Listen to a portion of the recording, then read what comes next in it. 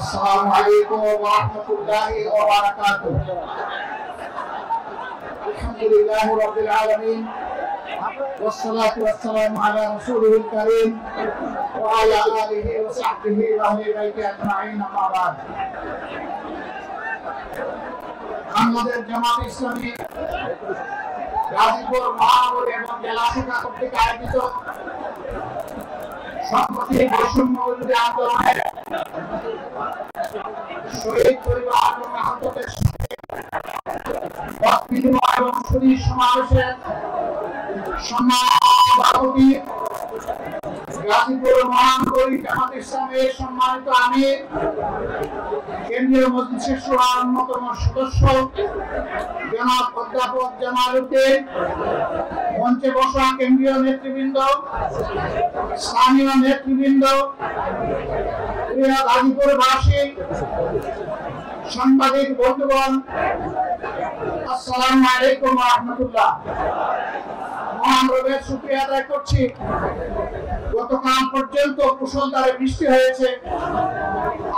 আয়োজক বন্ধুরা আল্লাহ দরবারে চোখের পানি দিয়ে বলেছিলেন, আল্লাহ চোখের পানির ফুটা কবুল করে তোমার আসমানের ফুটাগুলোকে তুমি নিয়ন্ত্রণ করে নাও। আল্লাহ তাআলা তাদের দোয়া কবুল করেছেন। অত্যন্ত সুন্দর একটি আবহাওয়া আল্লাহ আমাদেরকে উপহার দিয়েছেন। আলহামদুলিল্লাহ রাব্বিল আলামিন। আমি আমার আলোচনার সূচনায় 2009 সালের 10 জানুয়ারি আওয়ামী লীগ ক্ষমতায় আসীন হওয়ার পর থেকে 2024 সালের 14 আগস্ট পর্যন্ত, এমনকি 5ই আগস্ট পর্যন্ত দেশে আওয়ামী লীগ ঠান্ডা মাথায় যাদেরকে খুন করেছে, যাদেরকে গুম করেছে, আহত করেছে, পঙ্গু বানিয়েছে, তাদের সকলের প্রতি আমি গভীর শ্রদ্ধা নিবেদন করছি। জালিমদের হাতে যারা নিহত হয়েছে, ঈমান নিয়ে দুনিয়া থেকে যারা বিদায় নিয়েছেন, দেশ এবং জাতির প্রতি ভালোবাসা, দেশ প্রেমকে পুঁজি করে যারা সমান তালে লড়াই করে দুনিয়া থেকে বিদায় নিয়েছেন, মহান মনিবের দরবারে দোয়া করি আল্লাহ তাদেরকে মর্যাদাশীল শহীদ হিসাবে কবুল করুন। যারা আহত হয়েছেন, পঙ্গু হয়েছেন, মহান রব্বুল আলামিনের দরবারে দোয়া করি আল্লাহ তাআলা তাদেরকে সুস্থতার নিয়ামত দান করুন। দেশের প্রবাসে সমান তালে স্বৈরাচারের হাত থেকে দেশ এবং জাতিকে মুক্ত করার জন্য যারা লড়াই করেছেন, আমি আমার প্রিয় সংগঠনের পক্ষ থেকে, বাংলাদেশের শান্তিকামী মুক্তি পাগল জনগণের পক্ষ থেকে তাদের সকলকে অভিনন্দন জ্ঞাপন করছি। সম্মানিত ভাইরা, সম্ভবত পর্দার আড়ালে মহাপুরুষরা আছেন। এই দেশ আমাদের সবার, এটি আল্লাহ তাআলার দান। এই দেশ দফায় দফায় সাগর সাগর রক্তের বিনিময়ে বারবার মুক্তির জন্য আদায় করেছে। 47-এ, 71-এ, আবার 24 সালে কোন জাতি আমি জানি না তাদের নিজেদের মুক্ত স্বাধীন অধিকারের জন্য এত রক্ত এত দফায় দিয়েছে আমি জানি না। আল্লাহ তাআলার দরবারে দোয়া করি আল্লাহ তাআলা এই জাতির লড়াকু এই সৈনিকদের সমস্ত ত্যাগকে কবুল করুন। সমানতালে যুদ্ধ করেছে নারীরা, পুরুষরা, যুদ্ধ করেছে 1.5 মাসের শিশুরা। 25 তারিখ যে নতুন স্বাধীনতা বাংলাদেশের মানুষ লাভ করেছে, তার মাত্র 2 দিন আগে উত্তরায় এক কম 1.5 মাসের শিশুকে তুলে নিয়ে তিনি রাস্তায় চলে এসেছিলেন। তিনি সঙ্গে মুখ থেকে দাঁড়িয়েছিলেন। সাংবাদিকরা বলেছে, তুমি সরে যাও, তোমার এই বেটি বাচ্চাকে নিয়ে তুমি এখানে থাকো না। সে বলেছে, আমার ছোট বড় বাচ্চা হয়, আমার পরিবারে চাইলে কি কোনো শহীদ হবে না? আমি এই বাচ্চা নিয়ে শহীদ হওয়ার জন্য এখানে এসেছি। আমি আমার এবং আমার বাচ্চার স্বাধীনতার বিনিময়ে জাতি মুক্ত হয়েছে, স্বাধীন হয়েছে, আমি দেখতে চাই। আল্লাহু আকবার, আল্লাহু আকবার। আল্লাহ যে জাতির মধ্যে এই ধরনের মা সৃষ্টি করেছে, আমরা দোয়া করি আল্লাহ তাআলা সেই জাতির মায়েদের পেট থেকে সন্তান সৃষ্টি না করে আল্লাহ যেন যোদ্ধা সৃষ্টি করতেন। সম্মানিত ভাইরা, অতীতের বঞ্চনা কষ্টের দিকে ফিরে যাব না। এর সাক্ষী দেশের জনগণ এবং সারা বিশ্ব আছে। আমরা শুধু এটুকু বলি, এর থেকে গত আগত অনাগত আমাদের সকলের জন্য শিক্ষা হয়। জাতির সাথে গাদ্দারি করলে, জাতির সেবক হয়ে আসার ঘোষণা দিয়ে মালিক বনে গেলে কি পরিণতি বরণ করতে হয়, এর থেকে আমরা সারা দেশবাসী যেন শিক্ষা গ্রহণ করতে পারি। যদি আমরা শিক্ষা গ্রহণ করি, আমরা বিশ্বাস করি আগামীতে স্বৈরাচারের এমন কোন স্বৈরাচারের জন্ম হবে না যারা ক্ষমতায় থাকা অবস্থায় জনগণের অর্থে কিনা অস্ত্র আর বুলেট জনগণের বুকে ছোড়ার দুঃসাহস করবে। এবং আমরা এমন নতুন কোন আজ হোক, কাল হোক, নিকটে হোক, দূরে হোক, এমন কোন সন্ত্রাসী সরকার দেখতে চাই না। তাহলে কি করতে হবে? বাংলাদেশটাকে এক করতে হবে। 18 কোটি মানুষের 36 কোটি হাতকে এক জায়গায় করতে হবে। বিশ্বকে জানান দিতে হবে দেশ এবং জাতির স্বার্থে আমাদের মধ্যে কোনো বিভাজন নেই। যত বিভাজন রেখা তৈরি করা হয়েছিল সবগুলোকে আমরা পায়ের নিচে ফেলে দিয়েছি। আর আমরা কাউকে জাতিকে বিভক্ত করার সুযোগ দেব না। দলের ভিত্তিতে, ধর্মের ভিত্তিতে, গোষ্ঠীর ভিত্তিতে আমরা কাউকে আর জাতিকে ভাগ করার সুযোগ দেব না। জাতিকে তারাই ভাগ করে যারা জাতির দুশ্মন। জাতির যারা বন্ধু তারা কখনো তার জাতিকে ভাগ এবং বিভক্ত করতে পারে না। এই ক্ষেত্রে আমরা আপোষহীন। আমরা মতলববাজদেরকে জানিয়ে দেব, অতীতে তোমরা যা করেছো এই জাতি আর ভবিষ্যতে তোমাদেরকে তা করতে দিবেন না। আমরা জানিয়ে দেব, এখন থেকে বাংলাদেশের মানুষ কালোকে কালো বলবে, সাদাকে সাদা। এখানে সাংবাদিক বন্ধুরা এসেছে, এই জগৎ সাক্ষী। সাংবাদিকদেরকে বলা হয় জাতির দর্পণ বা আয়না, মিডিয়াকে বলা হয় জাতির দর্পণ বা আয়না, সাংবাদিকদেরকে বলা হয় জাতির বিবেক। আমাকে একজন সাংবাদিক প্রশ্ন করেছে, আপনাদের বক্তব্য ইদানিং আমরা শুনছি, জাতি আপনাদের বক্তব্য বিবেচনায় নিচ্ছে, এই বক্তব্যগুলো আগে আমরা শুনতে পেলাম না কেন? আমি জবাব দিলাম যে স্বৈরাচাররা আমাদের বক্তব্য জাতির সামনে পেশ করার সুযোগ দেয়নি, তাই আপনারা শুনতে পারেন। আমি তাকে প্রশ্ন করলাম, আজকে আপনি আমাকে ইন্টারভিউ করছেন, গত 15.5 বছর কি একবার আপনার ইচ্ছা হয়েছিল যে আমার ইন্টারভিউটা করার বা আমাদের দলের বলেছি না? আপনারা দেখেছেন বাংলা ভিশনের আমার সেই ইন্টারভিউ, আপনারা দেখেছেন? তিনি বলছেন জি না। আমরা কেন আসলেন না? বলে যে পরিবেশ ছিল না। বলে তাইলে আপনার প্রশ্নের জবাব আপনার কাছেই আছে, আমার কাছে চাইতে হবে। আমরা কি চাই? আমরা চাই এমন একটি দেশ হবে যেই দেশে কোনো বৈষম্য থাকবে না। বলবেন যে বৈষম্য তো সব জায়গায় দেখি কম বেশি, আর বৈষম্য থাকবে না তার মানে সবার উচ্চতা গোলা কেটে সমান করে দিতে হবে, তাই না? না, আল্লাহ যাকে যেটুকু নিয়ামত দিয়েছেন, ইজ্জত দিয়েছেন, তিনি তার ইজ্জত অনুযায়ী জাতির কাছে মর্যাদা পাবেন। একজন সাধারণ শ্রমিক, তাকে আমি অবহেলা করবো না, কারণ আমার নবী বলেছেন তার গায়ের ঘামের ফোঁটা শুকাবার আগে তার পারিশ্রমিক, তার পাওনা তার হাতে তুলে দাও। বলবেন তাহলে কি প্রতিদিন বেতন দিতে হবে? হ্যাঁ, যদি শ্রমিকরা চায় প্রতিদিন দিতে হবে। আর যদি বলে যে না, মাসের শেষে আমার বেতনটা ঠিক মতো আমাকে দিয়ে দিয়ে, তাহলে সেভাবেই দেবেন। এখানে কোনো ধরনের তাল বাহানা চলবে না। তবে আমাদের দেশে মতলববাজরা মালিক এবং শ্রমিকের মাঝে সংঘর্ষ বাঁধায় রাখে। যদি উদ্যোক্তা মালিককে না থাকে, আমার শ্রমিকটি কোথায় কাজ করবে?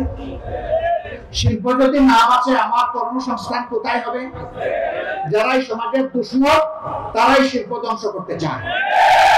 তারা শ্রমিকদের আবেগকে উস্কে দিয়ে রাস্তায় নামায়, মরে শ্রমিকরা বেনিফিট নিয়ে ঘরে বসে তারা। আবার কিছু মালিক আছেন, তারা চান যে শ্রমিকের শুধু ঘাম নয়, পারলে রক্তটাই নিয়ে নেয়। এটা অন্যায়, এটা অন্যায়। শিল্প তারা বাঁচাবে, আপনি তাদেরকে বাঁচতে দিন। আপনি তাদেরকে সম্মান করবেন, তারা সমস্ত শক্তি উজাড় করে আপনাকে সবকিছু বিলাই দেবে। শিল্পের উন্নতি হবে, তাদেরও উন্নতি হবে। আমরা ওই রকম বৈষম্যহীন একটা সমাজ চাই। আমরা এমন একটা সমাজ চাই যে সমাজে জন্ম নেওয়া প্রতিটি শিশু জন্ম নেওয়ার পর থেকে 4টি অধিকার তাকে তার সরকার দিতে বাধ্য থাকবে। একটি হচ্ছে তার খাওয়ার অধিকার, অর্থাৎ তার খাদ্যের যোগান দিতে হবে। অপুষ্টির কারণে কোনো শিশু মারা যাবে না, বিকলাঙ্গ হবে না। দ্বিতীয়টি হচ্ছে তার আশ্রয়, তার মাথা গুজার একটা ঠাঁই থাকতে হবে, তার সাথে মর্যাদায় মিলে এরকম একটা জায়গা তাকে তৈরি করে দিতে হবে। কারণ নিজের সামর্থ্য থাকে, সরকারের কাছে সে অবশ্যই চাইবে না, কিন্তু যার সামর্থ্য নয় তাকে অবশ্যই আশ্রয়ের ব্যবস্থা করে দিতে হবে। এরপরে এই শিশুটির অধিকার হচ্ছে সে যাতে একটা সুস্থ নাগরিক হিসেবে গড়ে উঠতে পারে, এই জন্য তার জন্য স্বাস্থ্য সেবা নিশ্চিত করতে হবে। এরপরে অধিকার হচ্ছে তাকে সুশিক্ষা দিতে হবে। আজকে বহু সন্তান, লক্ষ লক্ষ সন্তান মায়ের পেট থেকে জন্ম নিয়ে 4 অধিকারের কোনটাই পায় না। তারা বস্তিতে নির্জনে দুঃখে দুঃখে কাঁদে আর আল্লাহকে চিৎকার দিয়ে বলে, আল্লাহ আমরাও তো এই সমাজের মানুষ, আমাদেরকে একটু সম্মানজনক বাঁচার কোনো অধিকার নেই। আমরা এই জায়গাটাকে সমতলে আনতে চাই, দেখতে চাই। সম্মানিত ভাইরা, আর আমরা কি চাই? আমরা চাই ব্যবসায়ীরা তাদের জায়গায় ব্যবসা করবে, কোন দুর্বৃত্ত চাঁদাবাজের সাহস হবে না তার কাছে গিয়ে চাঁদা চাওয়া। যাকে আল্লাহ তাআলা গরিবী আমতে রেখেছেন, প্রয়োজনে সে ভিক্ষা করবে, কিন্তু এর আগে চাঁদা দিতে হবে না। সারাদিন ভিক্ষা করবে, শ্রমিক শ্রম দিবে, কর্মচারী কাজ করবে, কর্মকর্তা কাজ করবে, কৃষক মাঠে ফসল ফলাবে, বিকালে যখন সওদা কিনতে যাবে তখন 30 টাকা কেজি দরের পেঁয়াজ 300 টাকা হবে না। বাজারে স্বস্তি থাকবে, সহনীয় দ্রব্যমূল্য থাকবে, যাতে প্রতিটি মানুষ তার সামর্থ্য অনুযায়ী স্বস্তির সাথে বসবাস করতে পারে। তার সামাজিক নিরাপত্তা এমন হবে যে সে ঘরের মধ্যে দরজা খুলে হোক বন্ধ করে হোক রাতের বেলা শান্তিতে ঘুমাবে, কোন দুর্বৃত্ত তার সম্পদ কিংবা ইজ্জত লুণ্ঠন করার দুঃসাহস করবে না। আমরা এমন একটা সমাজ চাই। আমার এমন একটা সমাজ প্রয়োজন যে সমাজের শিক্ষিত মানুষগুলো কলমের একটু চাই, কোটি কোটি হাজার কোটি টাকা জাতির কাছ থেকে লুণ্ঠন করবে না। কলম হাতে নিয়ে কলিজাটা থরথর করে কাঁপবে, আল্লাহ আমার হাতে কলম তুলে দিয়েছেন, এই কলমের জায়গায় আমি যদি বেইনসাফি করি, কিয়ামত তালাকে মুলাকাতের দিন আদালতে আখিরাতে আল্লাহ আমার কাছ থেকে কোড়া গন্ডা হিসাব নেবেন আর আমার জায়গা হবে জাহান্নাম। এই অনুমতি নিয়ে রাষ্ট্রের, সমাজের প্রত্যেকটি শিক্ষিত কর্মচারী, কর্মকর্তা, ব্যক্তিটি তার দায়িত্ব পালন করবে। আমরা এখন কি দেখি? নির্বাচনের আগে যিনি এমপি ক্যান্ডিডেট তিনি পায়ে ধরে বলেন যে আপনারা আমার বাবার মতো লাগে।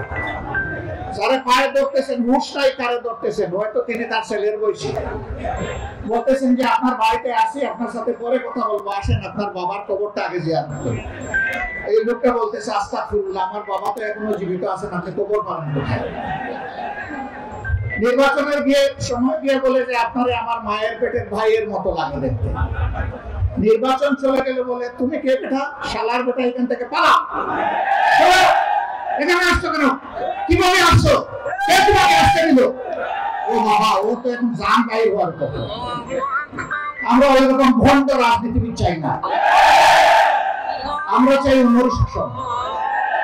রাতের বেলা ওমরের সবাই ঘুমাবে তার রাজ্যে, তিনি খলিফা, তার ঘুম তিনি জনগণের জন্য আল্লাহর কাছে ওয়াকফ করে দেবেন। রাস্তায় বের হয়ে দেখবেন তার রাজ্যের নাগরিকেরা কে কোন কষ্টে আছে, খুঁজে বের করে পরের দিন সকালে নিজেই তার সমাধান দিবেন হাতে তুলে। আমরা সেই রকম শাসক চাই, গ্রামের মেম্বার থেকে শুরু করে পার্লামেন্ট মেম্বার পর্যন্ত, অফিসের পিয়ন থেকে শুরু করে বঙ্গভবনের প্রেসিডেন্ট পর্যন্ত আমরা ওই রকম পদাবির দায়িত্বশীল শাসক চাই। এই শাসক হলে আপনারা কি মন খারাপ করবেন? এরকম শাসক চাইলে আমরা সবাই চাই, কিন্তু সবাই চায় না। গরম ভাতে বিড়াল বেচা, গরম ভাত হলে মালিকের ভালো লাগে খাইতে, কিন্তু বিড়ালের যে মুখ নেই,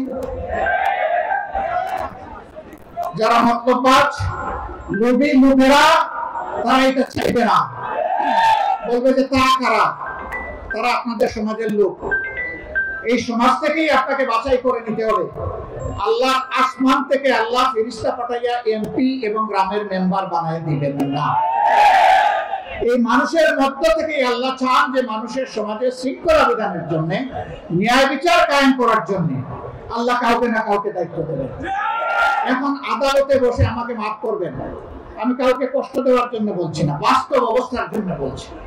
আদালতে বসে একজন বিচারক যদি ঘুষ খান, আদালতে বসে কোনো বিচারক যদি বলে আমি শপথবদ্ধ রাজনীতিবিদ, তাহলে তার কাছে কি ন্যায় বিচার পাওয়া যাবে? যাবে না। আমরা কোনো শপথবদ্ধ রাজনীতিবিদকে আদালতের বিচারক হিসাবে দেখতে চাই না। একজন সরকারি কর্মকর্তা কর্মচারী, তিনি রাষ্ট্রের সেবক, কিন্তু দল গোষ্ঠী কিংবা ব্যক্তির সেবক নয়। আমরা এমন কোন কর্মকর্তা কর্মচারী দেখতে চাই না যে যাদেরকে বাধ্য করা হবে রাষ্ট্র জনগণ বাদ দিয়ে গোষ্ঠীর পূজা করার জন্য। এমন একটা দেশ আমাদের সকলের কামনা, সেই দেশটা আমাদেরকেই গড়তে হবে ইনশাআল্লাহ।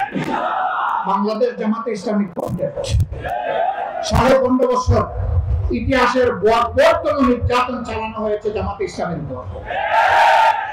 11 জন শীর্ষ নেতাকে হত্যা করা হয়েছে, জুলুম করে বিচারিক হত্যাকাণ্ড ঘটানো হয়েছে। তার সর্বশেষ দুঃখজনক ঘটনার শিকার হয়েছেন আমাদের কলিজার টুকরা আল্লামা দেলাওয়ার হোসেন সাহেব। শহীদ আমির জামাত মাওলানা মতিউর রহমান নিজামী থেকে শুরু করে, অধ্যাপক গোলাম আযম রাহিমাহুল্লাহ থেকে শুরু করে যাদেরকে হত্যা করা হয়েছে, আমরা দেখতে চাই এই জগতে সেই হত্যাকারীদের বিচার হয়েছে। হত্যার পরিকল্পনাকারী, মাস্টারমাইন্ড, হত্যা বাস্তবায়নকারী, আদালতে বসে যারা দুষ্ট রায় দিয়েছে তারা, যারা মিথ্যা সাক্ষী দিয়েছে তারা, ইনভেস্টিগেশন করতে গিয়ে যারা নাটক বানিয়েছে তারা, এদের কেউ যেন সেই অপরাধ থেকে রেহাই না পায়। সম্মানিত বন্ধুগণ, শুধু কি আমাদের নেতৃবৃন্দকে আর কর্মীদেরকে হত্যা করা হয়েছে না, এরা গোটা জাতিকে হত্যা করতে চেয়েছিল। সেনাবাহিনীর 57 জন কমিটির চৌকস দেশপ্রেমিক অফিসারকে নির্মমভাবে ক্ষমতায় আসার মাত্র 2 মাসের ভিতরে হত্যা করা হয়েছে। পিডিআর বাহিনীকে ধ্বংস করা হয়েছে, নিজেদের ক্ষমতা দেওয়ার সিঁড়ি হিসেবে তাদেরকে বলির পাঁজা বানানো হয়েছে। এসবগুলো নিরীহ মানুষগুলো যারা জেলে বন্দী আছে তাদের সবার মুক্তি চায়। তিনি কি দুষ্কার ছিলেন, তার বিরুদ্ধে 1.5 মাইল দূর থেকে অমাবস্যার রাতে তার নাকি দেখে চিনছে, এটাও সাক্ষী তার বিরুদ্ধে। এইরকম বাজে সাক্ষী, মিথ্যা সাক্ষীর মাধ্যমে, বাজে এবং মিথ্যা অভিযোগের মাধ্যমে যারা চলে গেছেন তাদেরকে ফেরত পাবো না। কিন্তু আমরা দেখতে চাই যে আজহারুল ইসলাম সাহেবের উপর এখন যেন ন্যায় বিচার করা হয়। সম্মানিত ভাই ও বন্ধুগণ, আমরা বলেছিলাম আমরা প্রতিশোধ নেব না, আইন হাতে তুলে নেব না। মহান রবের শুকরিয়া আদায় করি, 56,000 বর্গ মাইলের আমাদের 2.5 কোটি সহযোগী আল্লাহর মেহেরবানি চরম দরজা ধারণ করেছে। কেউ বলতে পারবে না এত বড় পরিবর্তনের পরে তারা কারো গায়ে হাত দিয়েছে, তারা ইজ্জতে কান দিয়েছে, কারো কাছে চাঁদা চেয়েছে, রাজপথ অথবা ফুটপাত দখল করেছে, কোনো ব্যবসায়ীকে হয়রান করেছে, হুমকি দিয়েছে। আল্লাহর মেহেরবানি কেউ বলতে পারবে না।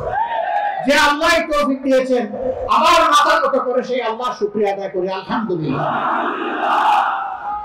আমরা আমাদের ক্রোধকে পায়ের নিচে ফেলেছিলাম, আল্লাহর কাছে চেয়েছিলাম, আল্লাহ এটা যদি বিজয়ের প্রাথমিক আলামত হয়, এখানে গোলামদের বান্দিদের অহংকার করার কোনো জায়গা নেই। সমস্ত প্রশংসা কেবল তোমার। তুমি যে 3 দফা কর্মসূচি দিয়েছো, বিজয়ের সাথে ওইটাই আমরা পালন করবো। আমরা তোমার প্রশংসা গাইব, আমরা তোমার পবিত্রতা বহন করব, করতেই থাকবো।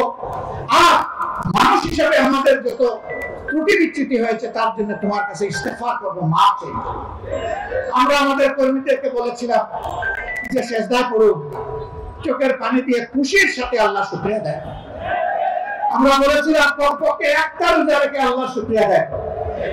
আমরা বলেছিলাম কমপক্ষে 2 রাকাত নফল নামাজ পড়ে বলেন ও আল্লাহ সমস্ত মেহরবানি তোমার কাছে আমরা শুকরিয়া আদায় করছি, আর কার কাছে নয়। আমরা বলেছিলাম নিজের তৌফিক অনুযায়ী অসহায় মানুষকে একটু সাদাকা দেন। আলহামদুলিল্লাহ দেশে বিদেশে যত জায়গায় আমাদের সহকর্মী শুভাকাঙ্ক্ষীরা ছিলেন তারা সবাই এই কাজ করেছেন। আমি আল্লাহ শুকরিয়া আদায় করি, আমাদের ভাই বোনদেরও আমি শুকরিয়া আদায় করি। বলবেন তাহলে এত বড় পরিবর্তনে কারো কি কোনো ভূমিকা নেই? কেন থাকবে না? 2009 সালের 26 ফেব্রুয়ারি পিলখানায় মায়েদের কান্না আল্লাহ শুনেন নাই? এখন পর্যন্ত তার কাছে আল্লাহ দেখেন না? সামিউল বাসির আল্লাহ সব শুনেন এবং সব দেখেন, চোখের পানি দেখেন আর বুকের আওয়াজ আল্লাহ শুনেন। তাদের থেকে শুরু করে আমরা দফায় দফায় আন্দোলন করেছি, স্বৈরাচারকে আমরা হটাতে পারিনি, এটা সত্য। কিন্তু আল্লাহ তাআলা 24-এ এনে তাদের দফা রফা করেছে। এই কাজটা সম্পন্ন হয়েছে আমাদের যুব সমাজ তরুণদের হাতে। আমরা এই বাবাদেরকে সেলিউট জানাই। আমরা দোয়া করি আল্লাহ তাআলা তাদেরকে যেন আগামীতে এই জাতির এবং দ্বীনের খেদমতের জন্য কবুল করেন। তাহলে জীবনও তাদের সার্থক, আখিরাতেও তাদের সার্থক হবে ইনশাআল্লাহ। প্রিয় ভাইরা, কত দুঃখের কাহিনী আমাদেরকে সঙ্গ দিচ্ছে। আলেম ওলামা যারা মিম্বরে দাঁড়িয়ে আমাদেরকে খুতবা দেন, মেহরাবে দাঁড়িয়ে যারা ইমামতি করেন, আমরা তাদের কথা প্রাণ করে শুনি, আমরা চোখের পানি ফেলি, নিজেকে খুঁজে পাওয়ার চেষ্টা করি। 2013 সালের 5ই মে শাপলা চত্বরে তাদের সাথে কি আচরণটা করা হয়েছে। এই আলেম ওলামাকে রাতের অন্ধকারে চতুর্দিকে আলো নিভিয়ে তারা ব্রাশ ফায়ার করে কতজনকে যে হত্যা করেছে আল্লাহ ভালো জানে। তাদের লাশটাও করে পাওয়া গেল না। পাওয়া যাবে কেমনি? দুষ্ট সরকারের বস্ত এক মন্ত্রী, সে এই 24-এর পতনের মাত্র 4 দিন আগে বলল বাড়াবাড়ি করবেন না, 13 সালের 5 মে শাপলা চত্বর ভুলে যাবেন না। রাত্রে 12টার পরে আমরা সবগুলোকে সাফ করে দিয়েছিলাম। একজন বলেছিলেন এই কথা, বাবাজি এখন তুমি কোথায়? যাদেরকে সাফ করেছিলে আল্লাহ তাদেরকে খোলা আসমানের নিচে এখন জায়গা করে দিয়েছে। তুমি এখন কোথায়? কোন জঙ্গলে লুকিয়ে আছো? কোন গর্তে তোমার অবস্থান জাতি এখন জানতে চায়। আল্লাহ এই জমিন থেকে তোমাদের সমস্ত ইজ্জত সাফ করে দিয়েছে। এখন বিভিন্ন জায়গায় তোমরা পালাচ্ছ কেন বাবারা? এটা না তোমাদের মার দেশ না বাবার দেশ? আমরা না তোমাদের দাস এবং প্রজা? তোমরা না দেশের মালিক ছিলা? তো মালিকগুলা কোথায় গেলা? আসো সাহস করে। তোমরা যাদের উপর সবচেয়ে নিকৃষ্ট আচরণ করেছো, তোমরা সাক্ষী, জগৎ সাক্ষী, মাবুদ সাক্ষী, তাদের একজন মানুষ ওই দেশ থেকে পালানোর চেষ্টা করেননি। হাসি মুখে ফাঁসি বরণ করেছে, কিন্তু অন্যায়ের কাছে আল্লাহ তাদের মাথা সমুন্নত রেখেছিলেন, তারা মাথা মতো করে। তাদের আমাদের কলিজার টুকরা আমির কাসেম আলী, তিনি তো আমেরিকায় ছিলেন। তার আপনজনরা তাকে অ্যাডভাইস করেছে not to come back in Bangladesh. তিনি বলেছেন হোয়াই, কেন আসবো না, এটা আমার জন্মস্থান।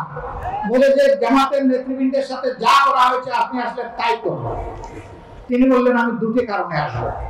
একটি হলো আমার বিরুদ্ধে অভিযোগ মিথ্যা চিৎকার দিয়ে আল্লাহকে জানানোর জন্য আসবো। আরেকটি কারণে আমি আসবো, এটা যদি শাহাদতের পথ হয়, আল্লাহ যেন আমার নেতৃবৃন্দের সাথে আমারও শাহাদতটা কবুল করেন, এই জন্য আমি আসবো। এটা মুমিনের বুক, এটাই মুমিনের ঠোঁট, এটাই মুমিনের কলিজা, এটাই মুমিনের হৃদয়, এটাই মুমিনের ঈমান, এটাই মুমিনের আকীদা।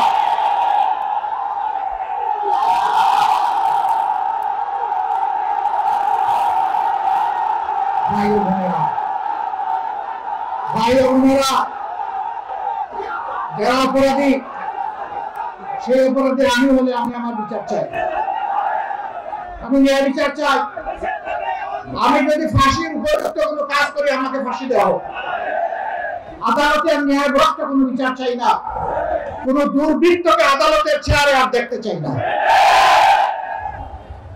যারা বিবেকের এই আমানত রক্ষা করতে পারবে তাদেরকে আমরা আদালতের বিচারের আসনে, সম্মানিত আসনে দেখতে চাই। যারা কারো মুখের দিকে তাকাইয়া কোনো বিচার করবে না, বরঞ্চ নীতি এবং নৈতিকতার উপর, সাক্ষী এবং ফ্যাক্টের উপর, বাস্তবতার উপর যারা বিচার করবে, সেই বিচারের রায় যদি ভুল হয় তাও আল্লাহর কাছে তারা পুরস্কৃত হবে, কারণ বিচারের পদ্ধতি ছিল সঠিক। এমনকি আল্লাহ রাসূল বলেছেন, আমার বিচারে কেউ নির্দোষ হয়ে যাওয়ার মানে এই নয় যে আল্লাহর বিচারে সে নির্দোষ। আমি যা সাক্ষী প্রমাণ পাই তার ভিত্তিতে আমি রায় দেই। যদি কেউ ভুল সাক্ষীর মাধ্যমে আমার কাছ থেকে ভুল রায় আদায় করে, এর জন্য সে দেয়, এবং হাসরের দিন তার ডাবল শাস্তি হবে। একটা তার পাপের শাস্তি, আর একটা বিচারাঙ্গনকে প্রতারিত করার শাস্তি। সম্মানিত ভাইরা, আমরা ন্যায় বিচার চাই। এই জন্য যারাই যেখান থেকে এই জাতির উপর জুলুম করেছেন তাদের সকলের বিচার এই জাতি দেখতে চায়। যারা শহীদ হয়েছে, আমাকে সাংবাদিকরা প্রশ্ন করে আপনাদের দলের কয়জন শহীদ হয়েছে? আমি ওই যত শহীদ হয়েছে সব আমাদের দল। এটা কিভাবে বলে? অন্য দল তো দাবি করে, বলে আমাদের দল কিটা জানেন? আমাদের দল হচ্ছে মানবতার দল। আমাদের দল হচ্ছে 18 কোটি মানুষের দল। 18 কোটি মানুষ যেখানে আছে আমরা ওই দলে আছি। আমরা শহীদদেরকে কোন দলীয় ভিত্তিতে ভাগ করতে চাই না। এই শহীদরা জাতির সম্পদ, ইজ্জতের চূড়ান্ত সীমায় আমরা তাদেরকে রাখতে চাই, দেখতে চাই। কিন্তু রাষ্ট্রের দায়িত্ব আছে।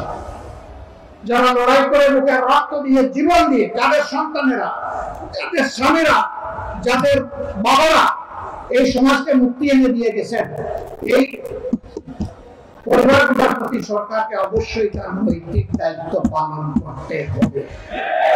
জাতিকেও দায়িত্ব পালন করতে হবে। এই জাতির অংশ হিসেবে আমরা একটু দায়িত্ব পালনের চেষ্টা করেছি। আমি মাপ চাইব শহীদ পরিবারের লোকদের কাছে। আমরা আপনাদের পাশে গিয়েছি আপনাদেরকে অনুগ্রহ করার জন্য, বরঞ্চ আপনাদের দোয়াকে নিয়ে আমাদের দিলটা, বুকটা শীতল করার জন্য।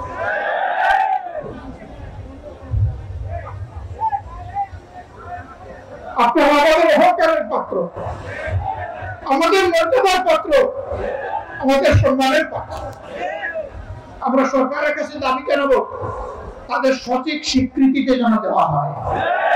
পাঠ্যপুস্তক কারিকুলামে আগামী দিনের নাগরিকরা যেন জানে যে তাদের আবু সাইদরা ছিল, এই গাজীপুরের শহীদরা ছিল, সারা বাংলার শহীদরা ছিল, মুক্তরা ছিল, রিয়ারা ছিল, দুধের সন্তানও ছিল। এটা যেন তারা জানে। এই জন্য যারাই লড়াই করেছে দেশে বিদেশে সব জায়গায়, সবাইকে অভিনন্দন জানাই। যুদ্ধরা তারা যুদ্ধ করেছে আমাদের সাথে সমান তালে। মিডিয়া যুদ্ধরা বিদেশ এবং দেশ দুই জায়গা থেকে যুদ্ধ করেছে সমান তালে। আল্লাহ তাআলা তাদের সবাইকে দুনিয়া আখিরাতের মর্যাদা দান করুন। তাদেরকে দেশে মর্যাদার সাথে ফিরিয়ে আনা এই সরকারের দায়িত্ব। সম্মানিত ভাইরা, আমরা দাবি করি প্রত্যেকটা শহীদ পরিবার থেকে কমপক্ষে একজনকে যেন এই সরকার সম্মানজনক চাকরি তাদের হাতে তুলে দেয়। লড়াই করে যারা আহত হয়েছে, পঙ্গু হয়েছে, তাদেরকেও যেন সম্মানজনক চাকরি দেওয়া হয়। তারা যেন আজীবন কারো করুণার পাত্র হয়ে না থাকে। তার যোগ্যতার বলেই যেন সে পরিবারকে আল্লাহর সাহায্য নিয়ে সামলাতে পারে। আমরা এই দুই জায়গার দাবি অত্যন্ত স্পষ্ট রাখলাম। সরকার আশা করব আমাদের এই দাবির প্রতি তারা সম্মান প্রদর্শন করবে। ভাইরা, কিন্তু আমি পরিষ্কার বলতে চাই, এরা পরিবারের চাকরি পাওয়ার জন্য অথবা কারো একটু সহযোগিতার জন্য এরা কেউ লড়াই করে নাই। এরা নিঃশর্ত লড়াই করেছে জাতিকে সম্মানিত করার জন্য। জাতির দায়িত্ব এখন এই পরিবার এবং ব্যক্তিদেরকে সম্মানিত করা, এটা করতে হবে। এর কোনো বিকল্প নেই। আমরা দল এবং ধর্মের ভিত্তিতে কোনো বিভাজন মানি না। আমি হিন্দু ভাইদের কাছে গিয়েছি, বৌদ্ধ ভাইদের কাছে গিয়েছি, খ্রিস্টান ভাইদের কাছে গিয়েছি, তাদের খোলামেলা কথা শুনেছি। আমি বলেছি আপনারা মাইনরিটি ভাবেন কেন নিজেদেরকে? আমি জন্ম নেওয়ার কারণে আমার যে অধিকার আমার সরকারের উপর আছে, আপনাদের সমান অধিকার আছে। আপনাদের এই অধিকারের জন্য আপনারাই লড়াই করবেন, আমরাও লড়াই করবো আপনাদের সাথে। আমরা এখানে ধর্মের ভিত্তিতে কোনো বিভাজন মানব না, কোনো মেজরিটি মাইনরিটি নাই। একজন নাগরিক বাংলাদেশে জন্ম নিয়েছে, তার পরিচয় সে বাংলাদেশের নাগরিক, সে বাংলাদেশ, এটাই তার পরিচয়। অন্য কোনো পরিচয় আমরা দেখতে চাই না। একজনের ধর্মকে অনুসরণ করবে, এটা তার ইচ্ছার ব্যাপার। সে দল কোনটা গ্রহণ করবে, এটাও তার চয়েসের ব্যাপার। এখানে কোনো বাড়াবাড়ি এবং হস্তক্ষেপ দেখতে চাই না। অমুক ব্রাহ্মণ আর অমুক সাঁওতাল, এটা আমরা দেখতে চাই। হ্যাঁ, ব্রাহ্মণরা তাদের মর্যাদা নিয়ে তারা থাকবে, সাঁওতালও তার একটা মর্যাদা নিয়ে, কিন্তু রাজনীতিতে কোনো ব্রাহ্মণগিরি চলবে না। ব্রাহ্মণগিরি হচ্ছে আমার বংশগিরি, হচ্ছে আমার ধর্মীয় জায়গা। রাষ্ট্রে আমরা সবাই সমান, এই সবাই সমান করে সবাইকে ঐক্যবদ্ধ করে আমরা একটা ঐক্যবদ্ধ জাতি চাই। এইরকম একটা ঐক্যবদ্ধ জাতির উপরে আর কেউ কোন ধরনের বড় ইচ্ছা হাসিল করার দুঃসাহস আর দেখাবে না। এখন কথা হলো, যারা পালিয়ে গেলেন, করতে গেলেন, লুকিয়ে গেলেন, কলা পাতায় ঘুমালেন, তাদের কি হবে? তাদের প্রতি বিচারে কোনো জুলুম করা হোক, ওটা আমরা চাই না। কিন্তু যার ফাঁসি পাও না, তার ফাঁসি হোক। যার জীবন পাওনা, ওটাই যেন সে পায়। যার যতটুকু পাও না, সেটাই যেন সে পায়। অভিজ্ঞ যুগের যদি ন্যায় বিচারে কেউ খালাস পায়, আমার কোনো আপত্তি নেই। কিন্তু ন্যায় বিচারটা যেন তাদের ক্ষেত্রে নিশ্চিত হবে, কারণ তারাই তো বড়বেলায় বলেছে যে আইন সবার জন্য সমান। আসেন এখন একটু সমান আইনটা কেমন দেখতে হবে। তারা বলেছেন স্বাধীন বিচার বিভাগ। আমরা এখনো বলছি বিচার বিভাগটা স্বাধীন থাকুক। প্রিয় ভাইরা, আজকে জুমার দিন আমি আর কথা বাড়াবো না। আমি শুধু আপনাদেরকে একটা কথা বলবো, যে এত এত শহীদা, এত এত আলিম উলামার শাহাদত বরণ, এত এত আলিম উলামার উপর নির্যাতন, এইটাকে যেন আমরা ক্যাশ করতে পারি, আমরা যেন এটাকে কাজে লাগাতে পারি, আমরা যেন এটাকে অ্যাকসেপ্ট করে সামনে এগিয়ে যেতে পারি। বাংলাদেশ জামাত ইসলামী, আমি যা বললাম, এইরকমই একটা দেশ গড়তে চাই। এই দেশ গঠনে আমরা আপামর জনতা আন্তরিক ভালোবাসা, দোয়া, সমর্থন, সহযোগিতা চাই। এই কথাগুলো আপনারা ঘরে ঘরে পৌঁছে দেবেন। গাজীপুরের প্রত্যেকটা ঘরে আমাদের সালাম পৌঁছে দিবেন। প্রত্যেকটা আহত ব্যক্তির কাছে আমাদের সালাম পৌঁছাবেন। প্রত্যেকটা শহীদ পরিবারের পাশে ছায়ার মতো আপনারা থাকবেন। আমি আগেই বলেছি, তারা আমাদের গৌরব, তারা আমাদের সম্পদ, তারা আমাদের ইজ্জতের পাত্র। আল্লাহ রাব্বুল আলামিন আমাদের দেশের উপর রহমত করুন। আল্লাহ তাআলা আমাদের দেশকে সাহায্য করুন। সব ধরনের বাইরের এবং ভিতরের ষড়যন্ত্র থেকে আল্লাহ রক্ষা করুন। আল্লাহ রাব্বুল আলামিন বাংলাদেশ জামাত ইসলামীকে এই জাতির সেবার জন্য কবুল করুন। একটাবার আমরা প্রাণ করে দেখতে চাই যে আমাদের জাতির সত্যিকারের মুক্ত। আল্লাহ আমাদেরকে সেই তৌফিক দান করুন। আসসালামু আলাইকুম ওয়া রাহমাতুল্লাহ। আল্লাহ হাফেজ। বাংলাদেশ জিন্দাবাদ। বাংলাদেশ জামাত ইসলামী জিন্দাবাদ।